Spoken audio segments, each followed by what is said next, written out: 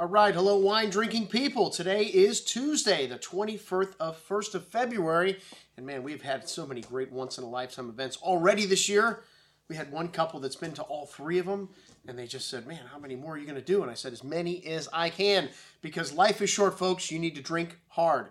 All right, well, another one of my favorite wines, as you guys know, Brunello di Montalcino, the little brown one, literally translated from the town of Montalcino. This is the only DOCG in Tuscany where they make 100% Sangiovese Grosso based wines. There's no other wines allowed in the wine in Brunello di Montalcino. So the 2007 vintage, the new release, is also the longest held wine before release in the world today. It's held by law 5 years before release. So the 2007s have just been released, and I've just tasted my first few 2007s. And let me tell you, this looks like another incredible vintage from Montalcino. But wait! 2006 was an incredible vintage. Hey man, we've got quotes from some of the top critics here saying the greatest vintage of all time will be remembered as intense, big, powerful wines, beautifully balanced aromas.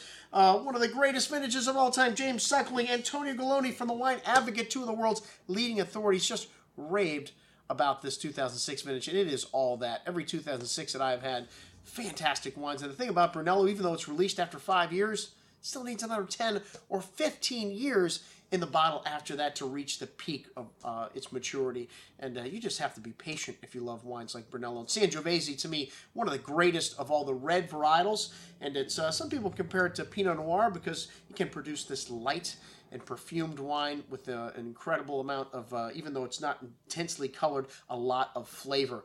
And, well, it doesn't have a ton of tannin, but it still has some tannin and some structure to it. In 2006, an outstanding vintage. Even though these wines are kind of showy because they're young right now, they are going to be, like I said, at least 10 to 15 years on. They're going to be showing fabulously. You want wines like this Donna Olga in your cellar. Hey, I've got 4 vintages of this wine on the shelf. We buy this wine every year. The 1997, I think we still have a few bottles at like 150 bucks. You can buy this 2006, folks. We just got incredible value at under $50. That's right, some of the greatest wines in Montalcino can still be found for an incredible value. $50?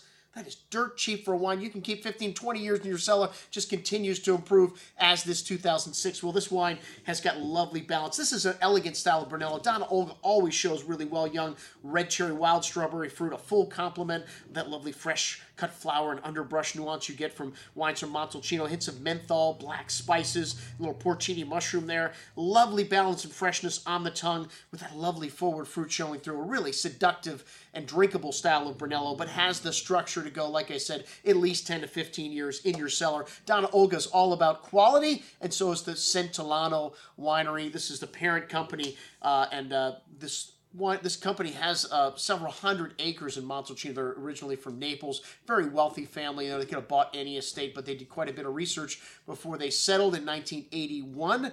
And just a few kilometers outside of the walls of Montalcino is where this Donna Olga vineyards lie. They have a couple different vineyard sites, like I said, but this one I think is probably their best. Frugale is one of their labels they do. This is a much smaller production. They only make 20,000 bottles a year, and it's on the road that links up the Maremma to the Senesi province.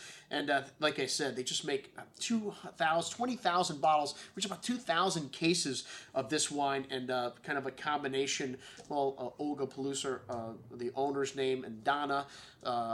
So it's the other properties do not use any of the family names. This is the only one that refers to the family that owns this property. But we have had Olga Peluso in several times to do winemaker dinners. She is a very passionate, very sexy older woman, and makes some fabulous wines that evoke her personality, very feminine, sexy juice. All right, folks, we'll check it out.